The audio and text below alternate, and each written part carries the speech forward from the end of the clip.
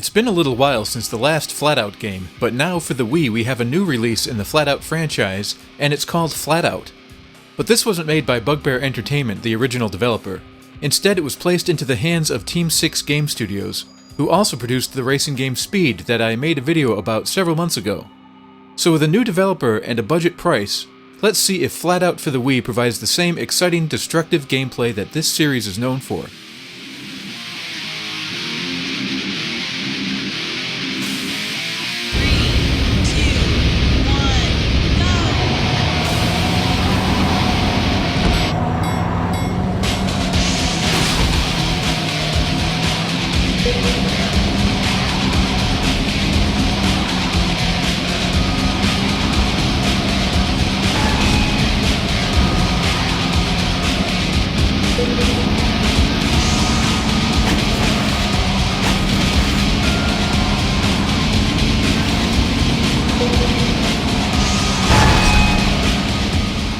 This game has 4 modes: Race, Stunt, Battle Arena, and Car Basher. So let's start with the racing mode. As you probably guessed, the race mode is just about straight up racing and trying to finish in first place. The 12 courses are split evenly between 3 different environments: a cityscape with wide open highways, a gritty industrial seaport, and an old European village. With only 3 environments, you aren't getting a lot of variety in the scenery, and on top of that there's really only 6 courses, and then you get the reverse variation of those. The reversed courses do have their own feel, but it's still not quite the same thing as having 12 unique tracks. In addition, the tracks are very barren, and as opposed to the barrenness of the racetracks in Speed, the courses in FlatOut are barren in a post-apocalyptic way. There's never the sense of human activity going on in any of the environments. On the city courses, for example, the only other cars on the road besides your competitors are some taxis. But if you look close, you see that these cabs have no drivers.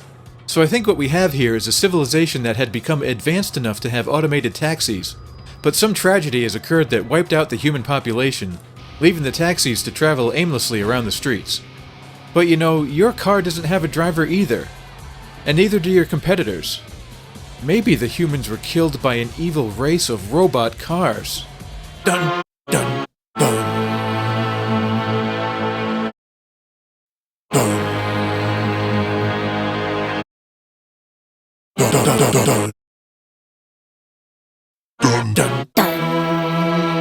You control your car by rotating the controller like a steering wheel, and of course you also have the standard gas, brake, and handbrake buttons, plus Super Boost and the Aggressor move.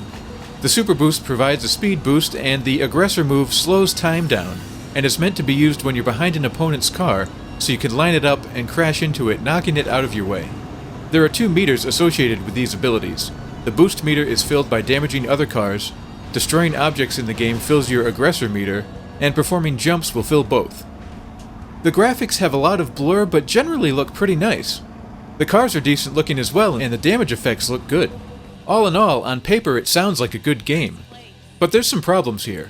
First, there are only 3 computer-controlled opponents. Also, the tracks in previous versions of FlatOut are littered with tons of objects to smash through, like tires, crates, fences, just tons of stuff. Here there's not that much to crash into, and the stuff that is there is usually along the edge of the track and not that easy to reach.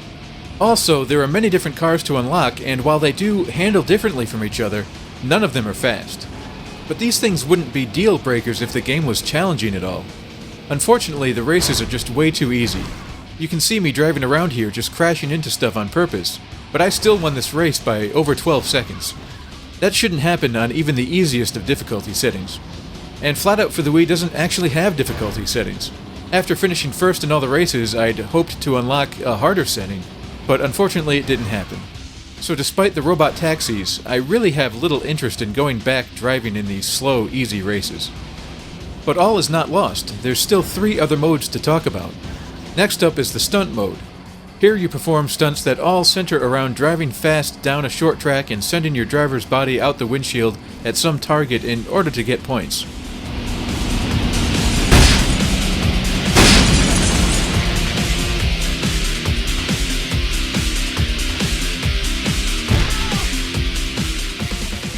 This mode should be familiar to those who have played FlatOut before, and while there's only 8 different stunts in the game, they're still really fun, and the over-the-top ragdoll physics is just as funny here as it was in previous games. These stunts might not take long to do, but they have a lot of replay value because you just want to give it one more try to see if you can get your timing better and get a higher score. Also, they've added a 2-player simultaneous mode, so now you and a friend can send your bodies hurtling through the air together. One interesting feature about this mode is that both players have control of the car with their remotes. I'm not sure the point of this, as you both have the same goal of driving down the track smoothly so you wouldn't want to mess the other player up. But perhaps at the end of the track you could try to nudge the car in a direction more helpful to you than your opponent, but I'm just guessing. Still though, it's very cool to have 2-player stunts.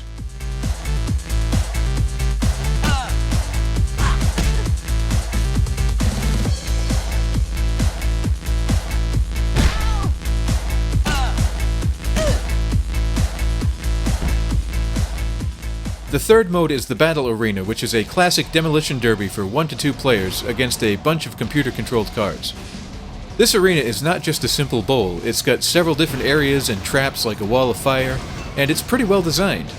And as opposed to the regular racing mode, the computer AI here is quite good and aggressive. They'll hunt you down and try to smash you with impunity, but it never feels like they are just ganging up on you. There aren't any power-ups except for the health bonuses, but luckily there are a lot of those, as you'll need them because you only have 1 life. The battle arena is fun, though when it's down to just you and the last CPU opponent, it can sometimes take a while for someone to get knocked out. The only real problem is that this is the only arena. I would have liked to have seen some simpler levels that kept the cars closer together to encourage more mayhem, and also just to provide some variety. So this mode is fun, but sadly limited to just this lone arena. The final mode is Car Basher, and this is just very silly.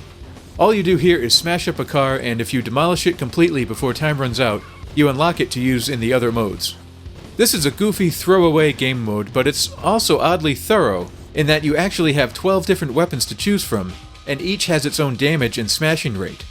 Some weapons are slow but do more damage per hit, while others are relatively weak but allow you to smash away at a faster rate. All you do is make a hammering motion with the Wii Remote, and when you've destroyed one section, use the D-pad to move to the next part of the car and start smashing that. Occasionally, an area on the car will light up in green, and if you get to it in time, you'll get a little bonus multiplier. Car Basher can also be played by 2 people, and there's not much more to say about it. You'll want to do it to unlock the extra cars, but probably won't play it much after that.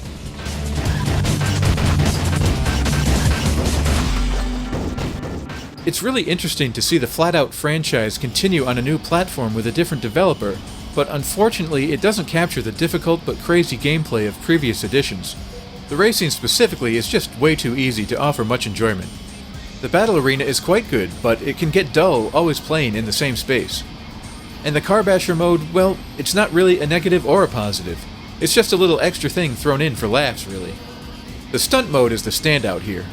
While I do wish there were more tricks available, it really sucks you in with its short but challenging missions.